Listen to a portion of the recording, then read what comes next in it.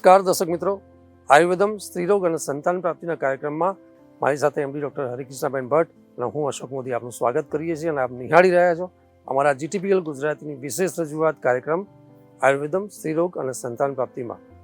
હરિકૃષ્ણાબેન, આપનું સ્વાગત. નમસ્કાર દર્શક મિત્રો, હું doctor Harikrishnaben Bhatt, infertility specialist, Ayurveda infertility clinic, Jamnagar અને અમદાવાદ.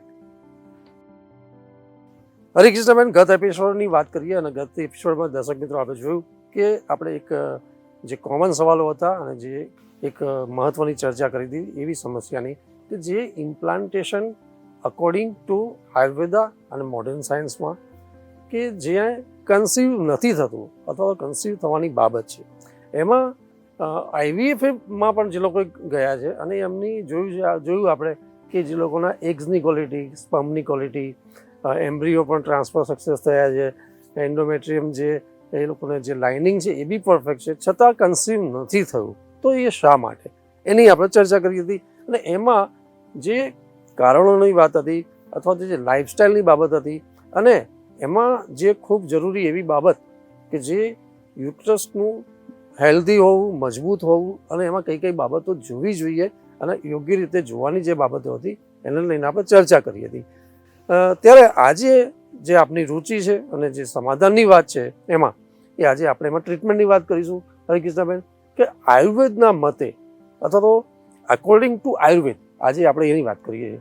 તો આયુર્વેદમાં એવી કઈ બાબત છે કે અથવા તો એમાં જે પંચકર્મની કરવાની બાબત છે કે જે લાસ્ટ ગત એપિસોડમાં થોડી વાત કરી હતી કે જે સ્નેહન છે કે સ્વેદન થેરાપી છે, વિરેચન છે કે બસ્તી, આ બધી બાબતો જે શુદ્ધિકરણ લઈને બાબત છે જે બેઝિક આપણે ઘણીવાર ચર્ચા કરી છે. તો એ બાબતો આજે હું ઈચ્છીશ કે ફરી એમાં આપણે ઇમ્પ્લિમેન્ટેશનમાં કેટલી પ્રભાવ કરતી હોય છે એની વાત કરીએ. દર્શક મિત્રો, આજનો એપિસોડ છે ખરેખર ખૂબ જ મહત્વનો છે. નેચરલી કન્સીવ કરતા દંપતીઓ માટે પણ એટલો મહત્વનો છે અથવા તો જેને ઘણી બધી વખત 2 વાર 4 વાર IVF કરાવી લીધેલા છે અને ફેલ્યોર ગયા છે એના માટે, અથવા તો વારંવાર IUI કરાવવા છતાં બાળક રહ્યું નથી અને એ લોકોના મનમાં એક ભાવ ઉત્પન્ન થતો હોય છે કે હવે આયુર્વેદમાં જઈને શું કરવાનું અથવા તો આયુર્વેદની ટ્રીટમેન્ટ એમાં શું કામ આવશે. તો આ જ એક મહત્વનું પાસું આજે આપણે તમારી સાથે ચર્ચા કરીશું. અમારા ઇન્ફર્ટિલિટી ક્લિનિકમાં થયેલા નવા જે સંશોધનો છે, એના જે નવા પરિણામો છે એ હું આપને મારા અનુભવોનો હું આપની સાથે શેર કરીશ કે દરેક નિસંતાન દંપતી છે એની એક જ મહેચ્છા હોય છે કે કારણ કોઈ પણ હોય પરંતુ એ કારણનું સોલ્યુશન મેળવવું અને બાળક મેળવવું, હે ને.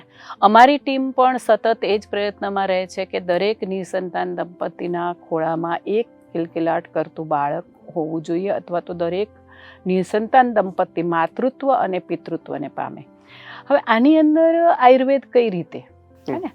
તો દર્શક મિત્રો, મેં ઘણી બધી વખત આપની સાથે ડિસ્કસ કરેલું છે કે સ્ત્રીઓ અથવા તો પુરુષોના રોગો માટે અથવા તો સ્વસ્થ શરીર માટે, જેમ સ્વસ્થ શરીર માટે પણ 2 પ્રકારની આયુર્વેદની ટ્રીટમેન્ટ હોય છે. એક તો સંશોધનાત્મક અથવા શોધન કર્મ અને બીજું એક હોય છે સમન કર્મ, હે ને.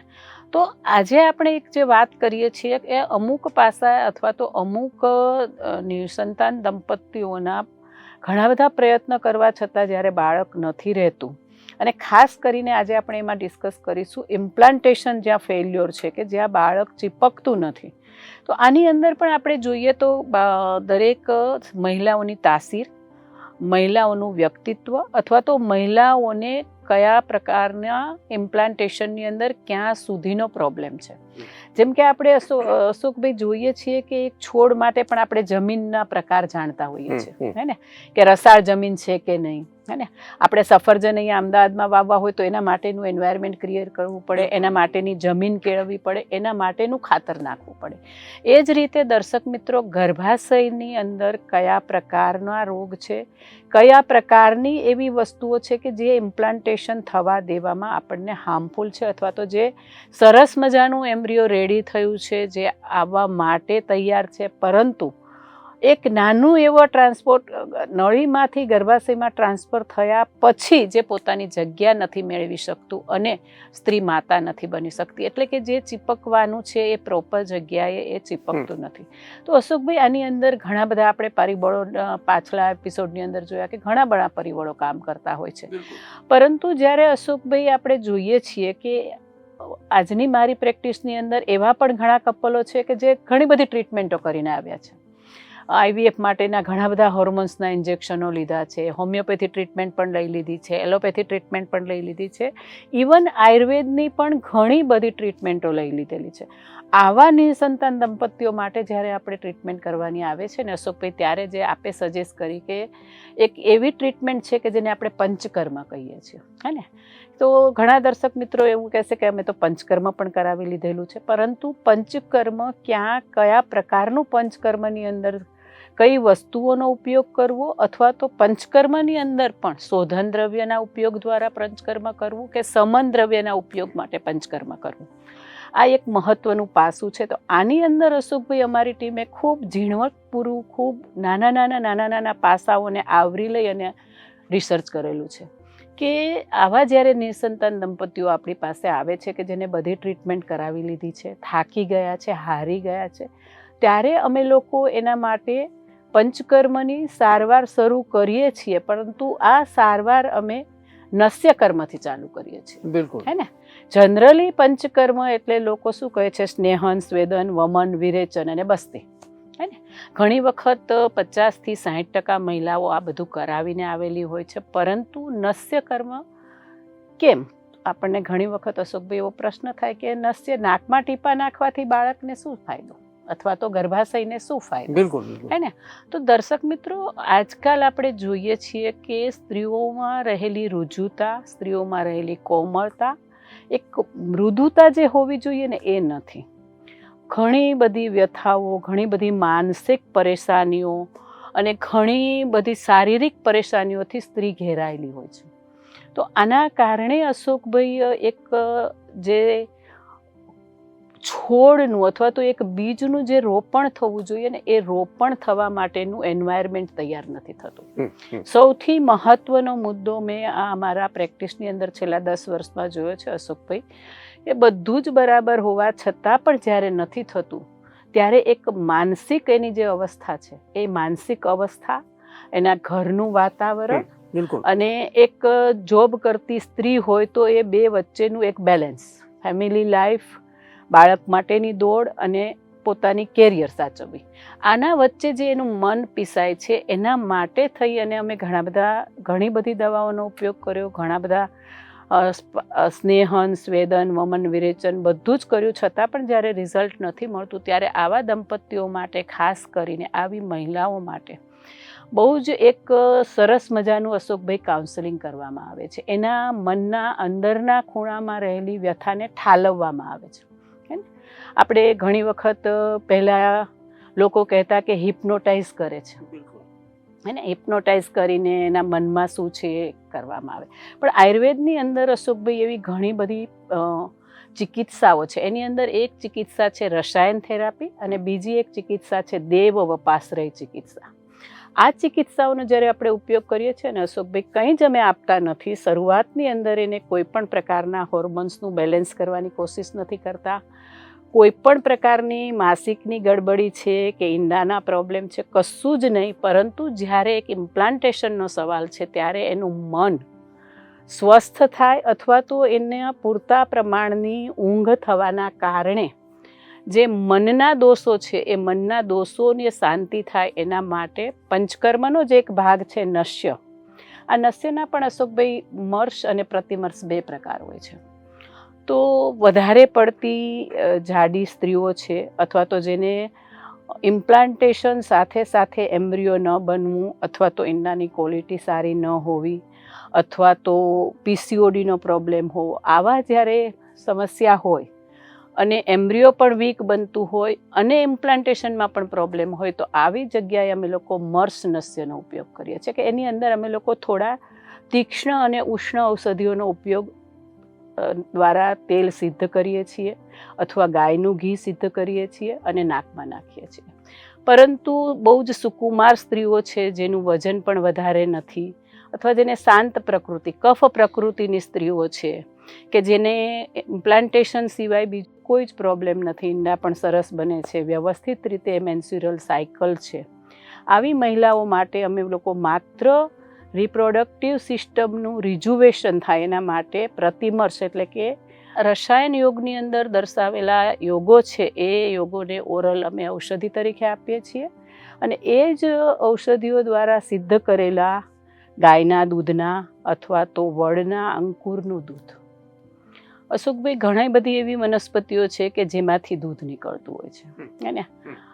અર્ક એટલે કે આંકડામાંથી પણ દૂધ નીકળે છે, થોરમાંથી પણ દૂધ નીકળે છે, હે ને? આ બધી ઔષધિઓ તીક્ષ્ણ હોય છે, હે ને? પણ એક વટના અંકુરમાં પણ થોડું પ્રવાહી જાડું દૂધ જેવું નીકળતું હોય છે. આનો ઉપયોગ અશોકભાઈ મેં જોયું છે કે આપણે જ્યારે ઇમ્પ્લાન્ટેશન ન થતું હોય ત્યારે એ દિવસોની અંદર જો આપણે વટના અંકુરથી સિદ્ધ કરેલું ક્ષીર તેલ, દૂધમાં સિદ્ધ કરેલું જો તેલ આપણે ઉપયોગમાં લઈએ છીએ અને એનું પ્રતિમર્શ નશ્ય આપણે જો ઉપયોગમાં લઈએ તો મિરાકલ એટલે કે ચમત્કારિક રિઝલ્ટ મળે છે આપણને. કે આ દિવસોની અંદર જો આપણે એનો નશ્યનો ઉપયોગ કરીએ, વ્યવસ્થિત કાઉન્સેલિંગ કરીએ, ઊંઘ માટે થઈને ઊંઘની દવાઓ લેવાની જરૂર નથી હોતી અશોકભાઈ, કે આપણે ઊંઘની દવાઓ એલોપેથીમાં પણ આપણે જોઈએ ને તો ઊંઘ માટે ઘણી બધી દવાઓ હોય છે, હે ને? ઊંઘ માટે દવાઓ હોય, વિચારોને શાંત કરવા માટે દવાઓ હોય, પણ આયુર્વેદની અંદર અશોકભાઈ દોષોનું બેલેન્સ કરી અને માઇન્ડને સ્થિર કરવા માટેના યોગો હોય છે, હે ને? રસાયણ દ્રવ્યનો ઉપયોગ આપણે એવી રીતે કરીએ જેમ કે બ્રાહ્મી છે, શતાવરી છે, વચા છે, આ બધી ઔષધિઓ ગર્ભાશય પર પણ અસર કરે છે, બ્લડ સર્ક્યુલેશન પર પણ અસર કરે છે, અને મોડર્ન રીતે સિદ્ધ થયેલું છે કે બ્રેઇનના જે વેવ્સ હોય છે એની પેટર્નને સ્થિર કરે છે, હે ને? તો એ સ્થિર કર્યા પછીની એક જે ઊંઘ હોય છે ને અશોકભાઈ, એ આપણી કુદરતી ઊંઘ હોય છે કે એના કારણે જે એક હોર્મોન્સનું બેલેન્સ થવું જોઈએ અથવા દોષોનું બેલેન્સ થવું જોઈએ, બહુ જ વ્યવસ્થિત રીતે થાય છે.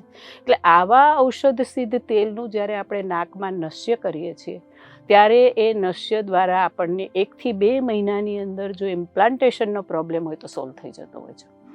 પરંતુ જ્યારે મેં કહ્યું એમ ઘણી બધી ટ્રીટમેન્ટો પછી અથવા તો સાથે સાથે ઘણા બધા બીજા પણ પ્રોબ્લેમ હોય, ઈંડા પણ ના બનતા હોય, પીસીઓડી હોય, સ્પર્મના પ્રોબ્લેમ હોય, આવા જ્યારે નિસંતાન દંપતીઓ આવતા હોય છે ત્યારે આપણે સ્નેહન, સ્વેદન, વમન, વિરેચન આ બધી જે પ્રક્રિયાઓ છે એ શરીરના આખા બધા જ અવયવોની અંદર નીચેથી લઈ ઉપર સુધીના બધા જ શરીરના અને મનના જે કાંઈ દોષો છે એને એક વખત પૂરેપૂરા ઉખાડી અને બહાર કાઢે છે, હે ને?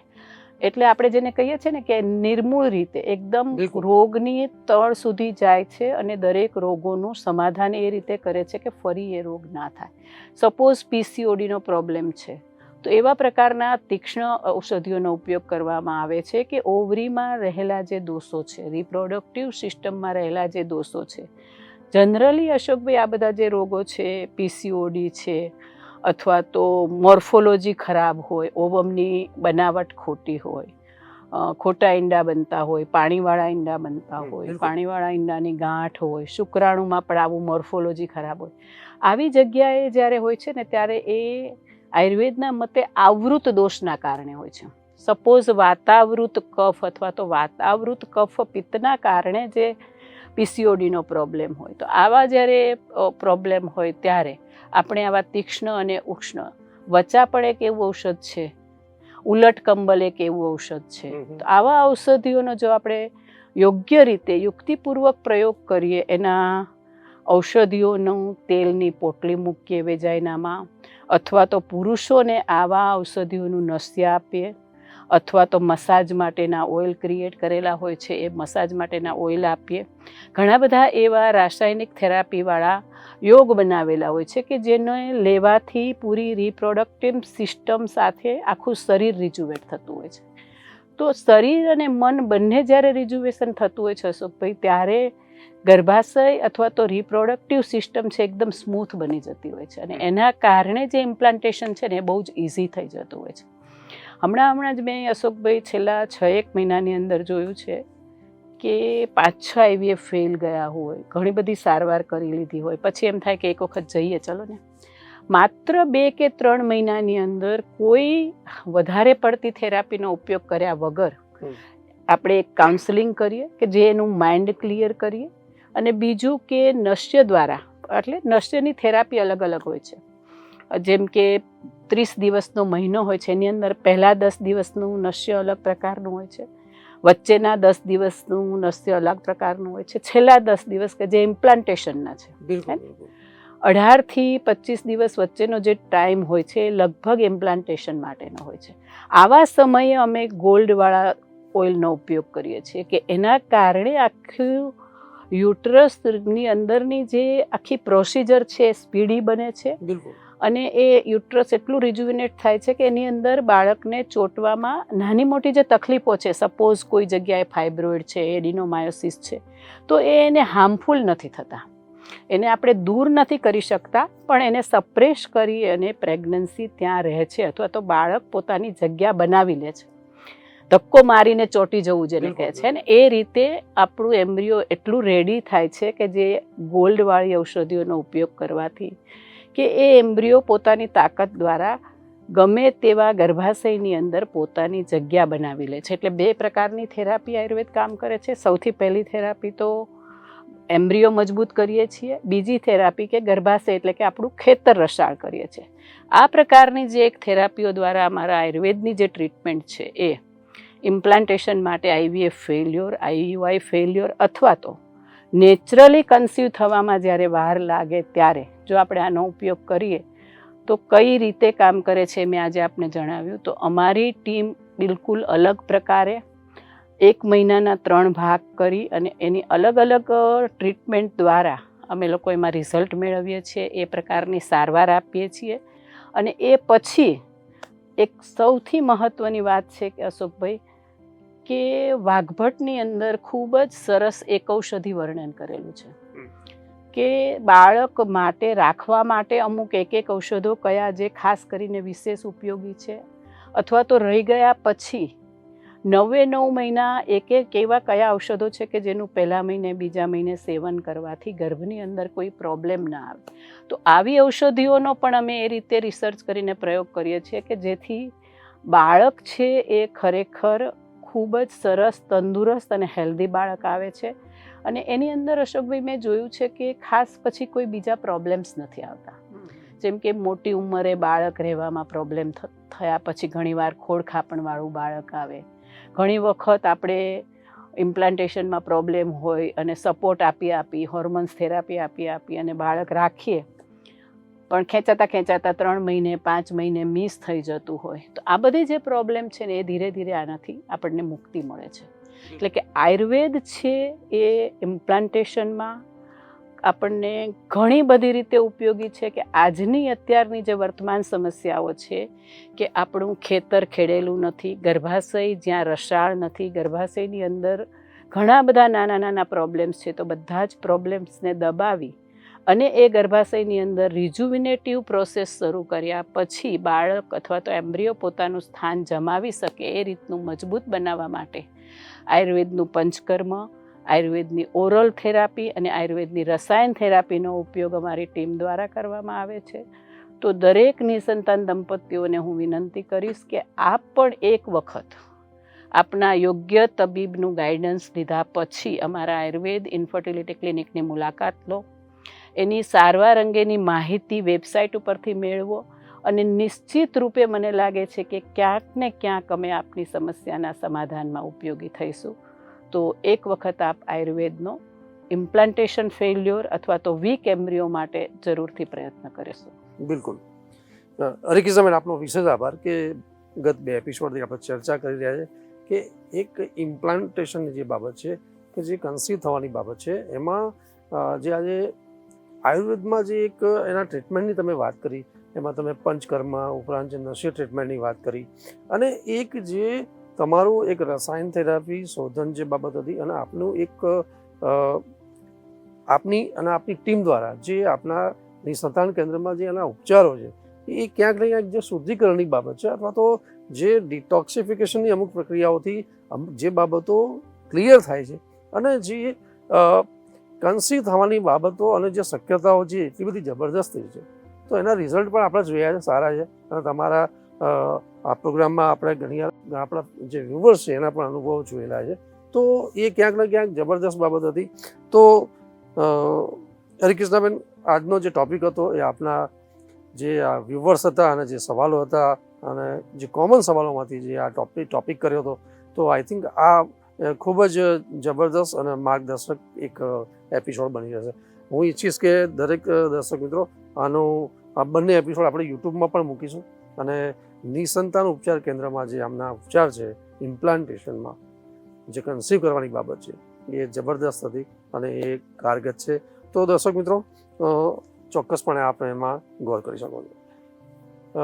હજી પણ ઘણા બધા નાના નાના સવાલ છે કે એમાં કઈ બાબતો, તો હું ઈચ્છીશ કે ટીપ રૂપે એમને શું કરવું જોઈએ અથવા તો જે સાવધાની રૂપે કઈ બાબતો ના કરવી જોઈએ એની સાથે આપણે કાર્યક્રમ સમાપ્ત કરીએ. સૌથી સરસ વાત અશોકભાઈ આજે હું દર્શક મિત્રોને જણાવીશ કે સ્ત્રી છે એક અધીરી બની જતી હોય છે બાળક માટે. મેં જોયું છે કે એમાં મહિલાઓનો વાંક પણ નથી હોતો કે મોડા ઉંમર થાય પછી લગ્ન થાય પછી થોડા વર્ષ રાહ જોવે પછી ટ્રીટમેન્ટ કરે પછી બાળક ના રહે એના માટે જાવા નાખે, હે ને, પછી એક અધીરાઈ આવી જતી હોય છે મનની અંદર, એક વિશ્વાસ નથી રહેતો.